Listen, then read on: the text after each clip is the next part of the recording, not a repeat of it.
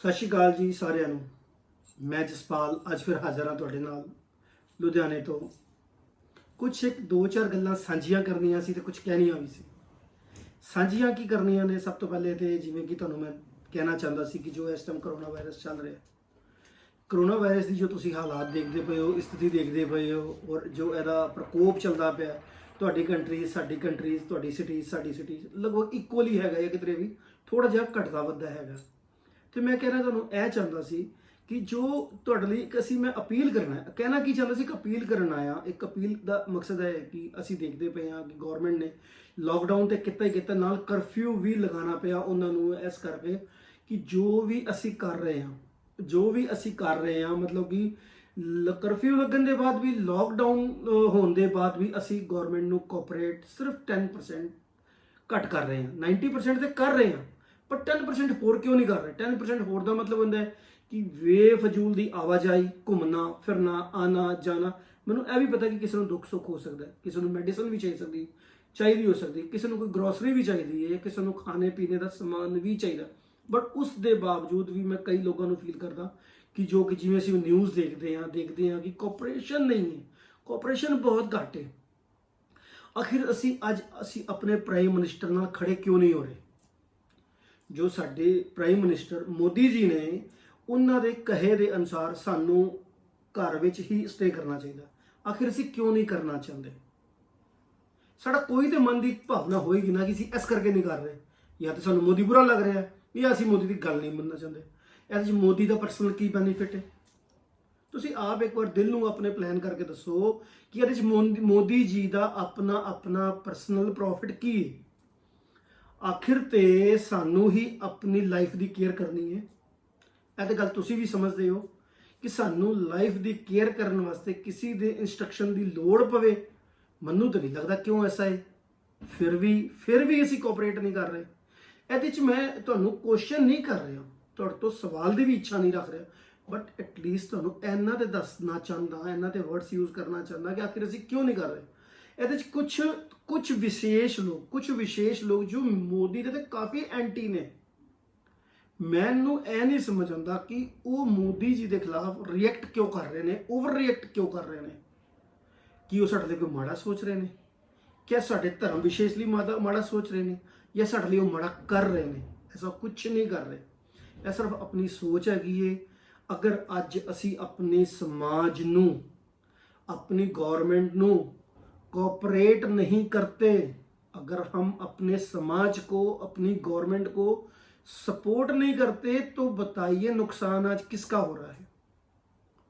मैं सिर्फ इतना कहना चाहता हूँ, कुछ लोग तो बहुत अमीर हैं, कुछ अमीरों से कुछ कम अमीर हैं, तो जिनके घरों में खाने पीने को तो बहुत है, उनको तो परवाह नहीं है। 10 दिन और कर लीजिए लॉकडाउन, 20 दिन और कर लीजिए, 30 दिन और कर लीजिए, उनको कोई परवाह नहीं है इस सब चीज़ों की। ठीक है, बिजनेस इफेक्ट आ रहे हैं, बट बिजनेस फिर कवर अप हो जाते हैं, 2 महीने 4 महीने 6 महीने में हो जाते हैं।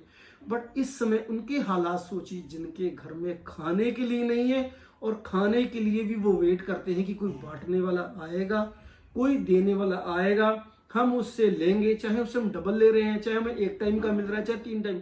आखिर तो हम मांग के ही खा रहे हैं ना। वो कैटेगरी में क्या क्रिएशन है आपकी कि मांग के खाना? क्यों? कई दुनिया में ऐसे लोग हैं जो डेली काम करते हैं, डेली पैसा बनाते हैं, घर के लिए रोटी लेकर जाते हैं। और कुछ लोग इतने शरारती तत्व हैं कि कुछ इतना माहौल उन्होंने बिगाड़ रखा है, इतना माहौल बिगाड़ रखा है कि उनको भी हम लोग काम, आप लोग काम, या पूरा समाज काम भी नहीं देना चाहता। आखिर ऐसा क्यों हम लोग कर रहे हैं? हम मोदी जी के खिलाफ क्यों चल रहे हैं? मुझे तो लगता है कि हमें, आपको, सबको मोदी जी की इतनी रिस्पेक्ट करनी चाहिए, इतनी रिस्पेक्ट करनी चाहिए। आज इस चीज़ का मैं आपको एक एग्जांपल देना चाहता हूँ। हमारे घर में 2 मियाँ बीवी के अलावा 2 बच्चे होते हैं, या 4 मेंबर एक्स्ट्रा होते हैं, या 6 मेंबर एक्स्ट्रा होते हैं। आप एक उदाहरण लीजिए, 10 लोग एक्स्ट्रा होते हैं, हमें उनको संभालना भी एकदम मुश्किल हो जाता है। हर एक की बात को पूरा करना मुश्किल हो जाता है, यहाँ तक कि हमारा झगड़ा भी हो जाता है, बहस भी हो जाती है। जिसके अंडर पूरी कंट्री हो, जिसमें 130 करोड़ 135 करोड़ लोग रह रहे हो, जिसका हर एक का स्वभाव अलग है, विचार अलग है, व्यवहार अलग है, लेना देना अलग है, वो कंट्रोल करने की कोशिश कर रहे हैं, तो आज हम उनको सहयोग नहीं कर रहे हैं। आज ये लॉकडाउन 10 दिन के बाद खुल जाएगा या 15 दिन बाद खुल जाएगा, तो उसमें बेनिफिट क्या सारा मोदी जी के खाते में चला जाएगा? सारा बेनिफिट बिजनेसमैन के खाते में आएगा, काम करने के खाते में आएगा, जॉब करने वाले के खाते में आएगा। मोदी जी तो हमारी केयर कर रहे हैं। कहते हैं ना, एक टेक केयर बहुत अच्छा होना चाहिए, समझदार होना चाहिए। मैं मोदी जी की तुलना समझदारों में करता हूं, बुद्धिजीवी में करता हूं, एक अच्छे निर्णय के लेने में दूरदर्शी बंदे के रूप में करता हूं। इतना अच्छा सोचना, इतना इमीडिएट स्टेप लेना, ये हर एक का बस का नहीं है। आज हमें घर की मुश्किलों को भी दूर करना हो तो हमको 2 दिन 4 दिन लग जाते हैं उस मुश्किलों को समझने में और दूर करने में। मोदी जैसा कौन दूरदर्शी आपको मिलेगा? देखिए, आपके मन में जो भी भावना उनके लिए है वो उसको पहले तो निकालिए, उसको एकदम क्लियर कीजिए कि मेरे लिए मेरा प्रधानमंत्री मेरा देश का रक्षक है, जो हमें एक अच्छी चीजें सिखा रहा है, जिसमें हमारा हित जुड़ा हुआ है, हमारे परिवार का हित जुड़ा है, हमारे समाज का हित जुड़ा है।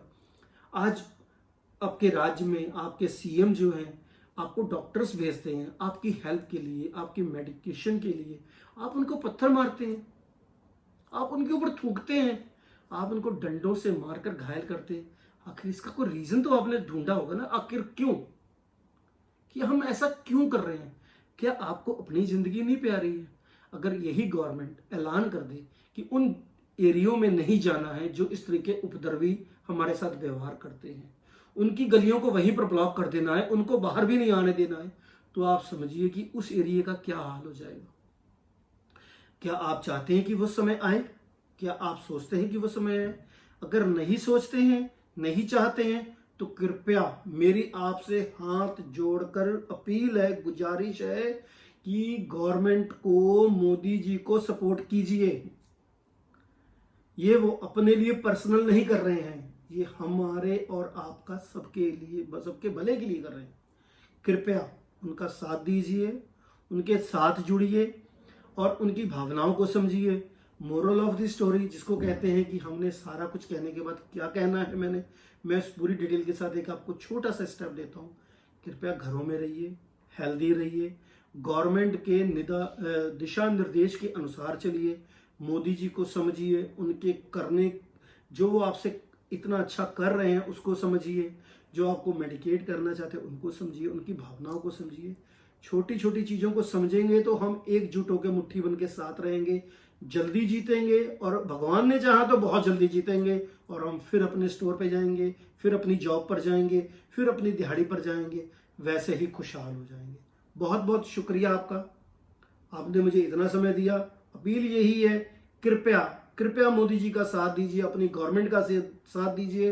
अब जो भी उनके आपके एरिया के जो बड़े हैं, जो बड़े से मतलब होता है कि जिनकी लोग सुनते हैं, कृपया वो अपील करें अपने एरिया को कि इस तरीके का कोई अनुचित व्यवहार ना करें, उचित व्यवहार करें और एक दूसरे से दूरी बनाकर इन दिनों में रहें, ताकि वो कोरोना का वायरस जो है वो कम से कम फैले, और भगवान चाहे तो कम ना ही फैले, ताकि हम लोग स्वस्थ रह सकें।